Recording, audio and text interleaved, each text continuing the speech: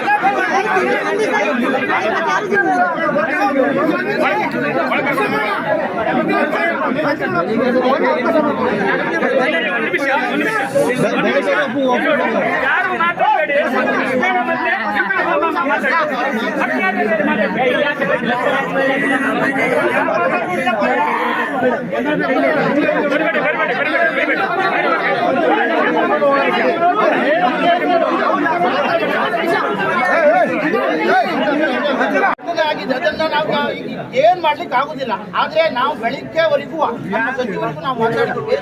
ಬೆಳಿಗ್ಗೆ ನಾವು ಬರ್ತೀನಿ, ಬೆಳಿಗ್ಗೆ ಬರುವವರೆಗೂ ನಾವು ಬಾಡಿ ಬೆಳಿಗ್ಗೆ ಬಂದು ಯಾವ ನಾವು ಇವರಿಗೂ ಮಾತಾಡ್ತೀನಿ ನಾನು, ಯಾವ ಅಧಿಕಾರಿಗಳು ತಪ್ಪು ಮಾಡಿದಾರಲ್ಲ ಮಿನಿಸ್ಟರ್ ಮೂಲಕ ನಾವು ಅವ್ರನ್ನ ಸಸ್ಪೆಂಡ್ ಮಾಡುವಂತ ಕೆಲಸವನ್ನ ದಯಮಾಡಿ ನಾವು ಮಾಡ್ತೇವೆ. ನಿಮಗೆ ನ್ಯಾಯ ಕೊಡುವಂತ ಕೆಲಸ ಯಾವುದೇ ನಮ್ಮ ಸಚಿವರ ಮೂಲಕ ನಾವು ಮಾಡ್ತೇವೆ.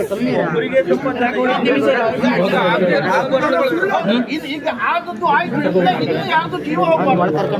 ಮತ್ತೆ ಆ 7 ಜನ ಮಕ್ಕಳಿಗೆ ನೌಕರಿ ಕೊಡಿಸ್ಬೇಕು. ಮತ್ತೆ ಏನಂತ ಹೇಳಿದ್ರೆ ನಿಮ್ದು ಯಾವ ಅಧಿಕಾರಿಗಳಿದ್ರಲ್ಲ ಆ ಟೈಮ್ ನಲ್ಲಿ ಅವ್ರನ್ನ ಸಸ್ಪೆಂಡ್ ಮಾಡ್ಬೇಕು. ಇದು ಇಷ್ಟೇ ನಮ್ಮ ಬೇಡಿಕೆ.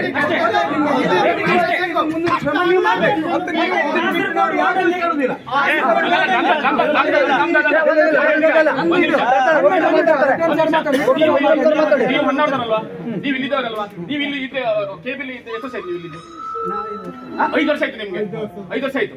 ಯಾಕೆ ಚಾರ್ಜ್ ಅಂತ ನೀವು 5 ವರ್ಷ ಆಯ್ತು. ನಿಮ್ಮ ನೆಗ್ಲಿಜೆನ್ಸ್ಗೆ ಆಗದೆ ಇದು. ಪ್ರತಿ ಸಲನೂ ಇಂಥದೇ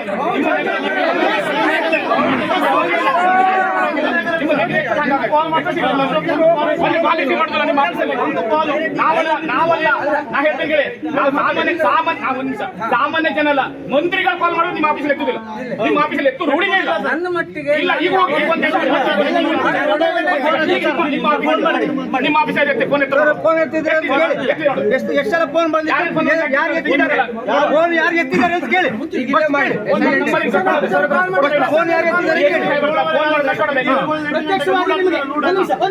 ಪ್ರತ್ಯಕ್ಷವಾಗಿ ನಿಮ್ಗೆ ಸಾಕ್ಷಿ ತೋರಿಸ್ತೇನೆ ನಾನು.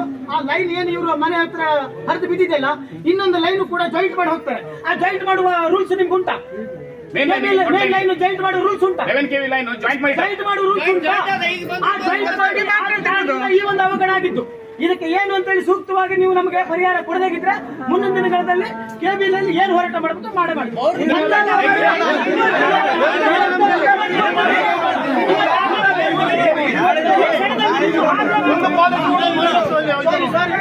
ಇವತ್ತೇ ಆಗ್ಲೇಬೇಕು. ಹೌದು, ಆಗಿಲ್ಲ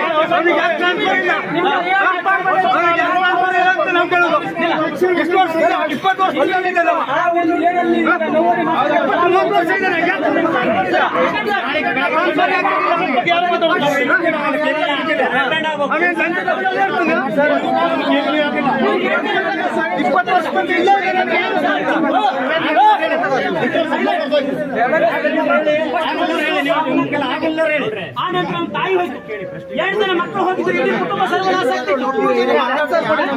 ಅಲ್ಲ ಅವ್ರು ಹೇಳಿದ್ರು ಅವರಿಗೆ ಅವಕಾಶ